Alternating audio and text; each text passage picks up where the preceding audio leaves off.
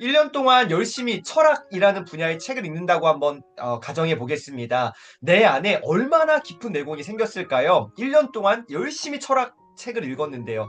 답은 뭘까요? 솔직히 알 수 없다. 저의 경우도 마찬가지인 것 같습니다. 과연 이게 내 안에 이게 잘 들어갔나? 모를 것 같아요. 그렇다 보니 공부에 대한 의지를 우리가 불태우다가도 공부를 해도 아무런 소득이 없는 것 같은데 계속해야 하는가?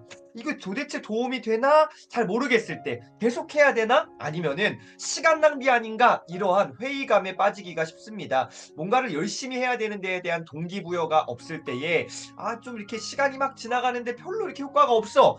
그럴 때 어떻게요? 포기하게 된다라는 것입니다. 힘이 빠지는 이러한 상황들이 반복되면서 포기하게 됩니다. 1년 동안 내가 했던 그 철학 공부는 다 어디로 간 걸까요? 이 질문에 사이토 다카시는 이 책의 저자는 이렇게 답합니다. 아주 명쾌한 해답입니다. 뭘까요? 어딘가에 있다. 내 안 어딘가인진 모르겠지만 내 안 어딘가에 있다라는 것입니다. 저도 여기에 정말로 확신합니다. 하긴 했는데 잘 모르겠어. 어딘가엔 여러분 있습니다. 여러분 그거에 대해서 막 너무 의심하지 않았으면 좋겠습니다. 어딘가에 있어요. 자, 공부는 절대로 우리를 배신하지 않습니다. 얼마나 또 어떻게 남아있는지는 사람마다 다 다를 것입니다. 하지만 적어도 여기 집중해 보세요. 꾸준하게 저와 여러분이 공부를 해왔다면 그 공부는 우리의 생각과 우리의 인생과 우리의 삶에 알게 모르게 영향을 미치고 있다라는 것입니다. 내 안 어딘가에 스며들어 있는 거죠. 내 안에 어딘가에 있습니다.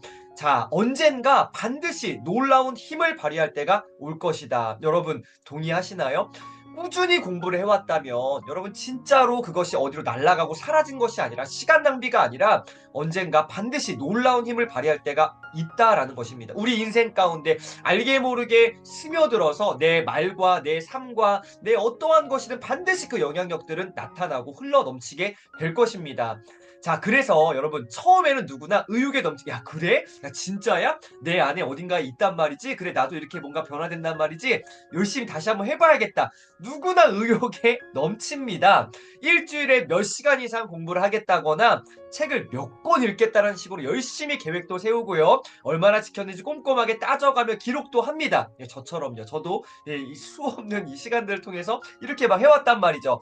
그런데 문제는 한두 달 잠깐 열심히 공부하는 것은 나름 쉽습니다. 하지만 6개월 혹은 1년 그 이상 지속되기는 어려워요. 질문이 잘못된 게 아니라 맞는 것 같아요. 이게 진짜 어렵습니다.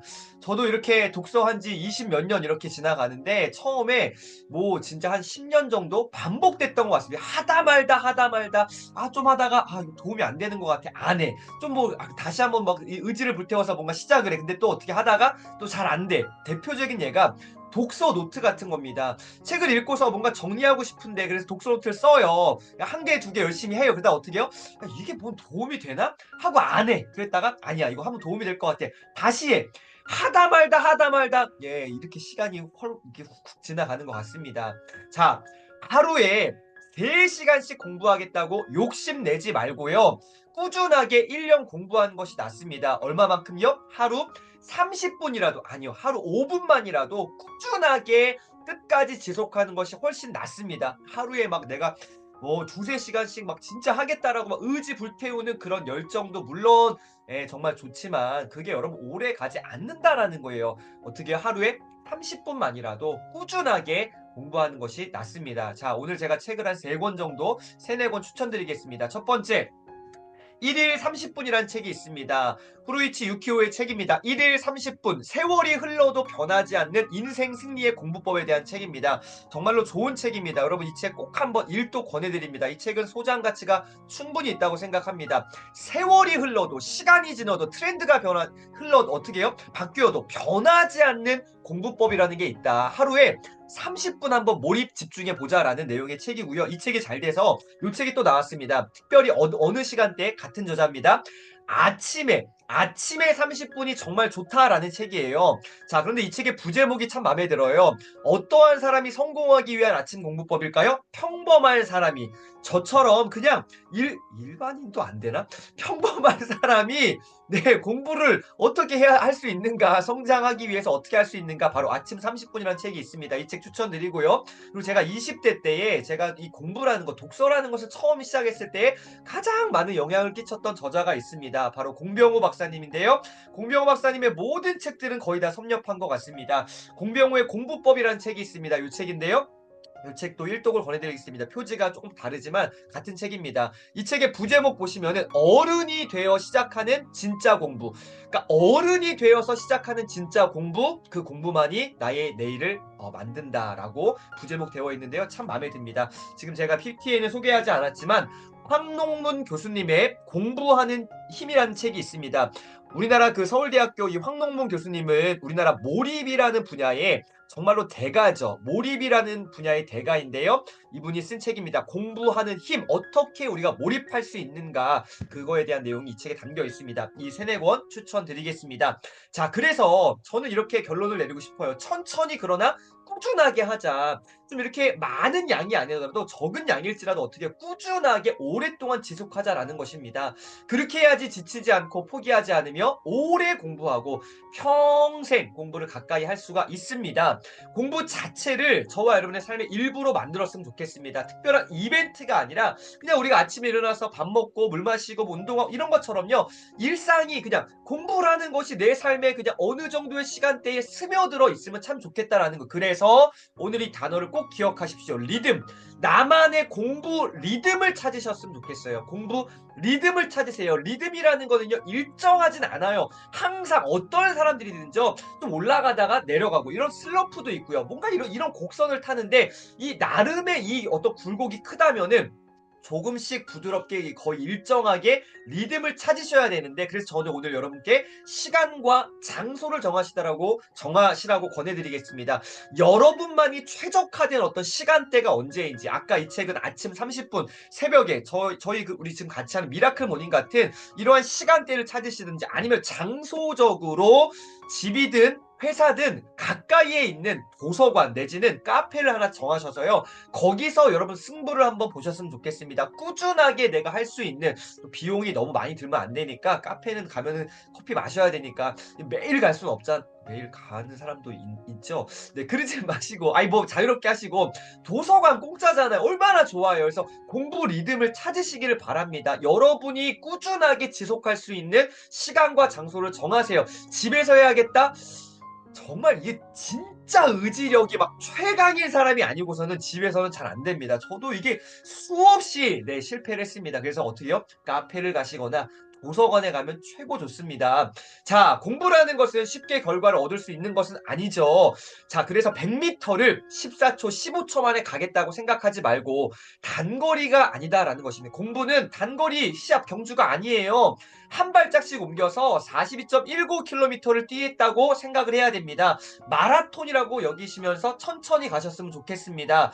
결국 중요한 것은 누가 포기하지 않고 어떻게 해요? 여기 이 단어 아주 그냥 가슴이 깊이 새겨졌습니다. 한 발짝씩 옮겨서 멀리 갈 것인가? 여기에 대한 네, 승부다라는 것입니다.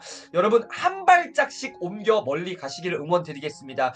우리 인생이라는 것이 진짜 때로는 힘들고 너무 지칠 때 요행을 바랍니다. 야, 로또라 당첨됐으면 좋겠다. 야, 이 지긋지긋한 이 진짜 일상에서 벗어나서 이제 로또 대박이나 터져가지고 내 삶이 바뀌었으면 좋겠다라는 요행을 바랄 수도 있겠지만, 여러분 그거 건강하지 않습니다. 그냥 하루하루 주어진 나의 일상을 성실하게 정말로 그냥 멋지게 살아내는 것이 얼마나 값진 일일까 생각해 봅니다. 일이라는 것도 내가 노동하면서 땀 흘리면서 성실하게 매일매일 주어진 인생을 살아갈 때에 거기서 느껴지는 어떤 그 희열이랄까요? 그 만족감이랄까요? 이것이 진짜 대단합니다. 여러분 이러한 것들이 진짜가 아닐까 싶습니다. 그래서 뭐 하자고요? 한 발짝씩 옮겨가자. 천천히 그러나 꾸준히 끝까지 지속해 보자라는 것입니다. 마지막 결론입니다. 흔들리지 않는 내공이에요. 여러분 흔들리지 않는 내공 어떻게 만들 수 있을까요? 혼란과 위기가 수시로 등장하는 것이 우리의 인생이 아닐까 싶습니다. 내 맘대로 내 뜻대로 되어지는 것이 거의 없는 것 같아요. 내가 의도하지 않았지만 내 삶에 찾아오는 수많은 문제들, 요게 끝나면은 진짜 행복할 것 같은데 두 개, 세 개, 막 다섯 개, 열 개가 더 큰 것들이 찾아오는 게 우리의 인생이 아닐까 싶습니다. 야, 좀 이렇게 좀 이렇게 좀 잘 괜찮은 것 같아 하다가 어떻게요? 훅훅 가는 게 우리의 인생이 아닐까 싶은데요. 자, 이러한 때에 평생 공부라는 거를 통해서 흔들리지 않는 내공을 키울 수 있다라고 이 책의 저자 사이토 다카시는 이야기하고 저도 동의합니다. 여러분, 공부라는 어떤 한 영역을 통해서 이것을 꾸준하게 하면서 흔들리지 않는 내공을 키울 수 있습니다. 운동도 마찬가지고요. 우리가 뭐 기록하고 일기 쓰고 하는 모든 것들 마찬가지입니다. 꾸준한 게 중요한 거예요. 자, 그래서 오늘 결론입니다. 내면에, 저와 여러분의 이 가슴에 꺼지지 않는 불을 가지고 있는 사람은요, 어떤 사람일까요? 바로 열정적이고 단단한 사람이다. 뭐예요? 다시 말해서 흔들리지 않는 내공이 있는 사람이다.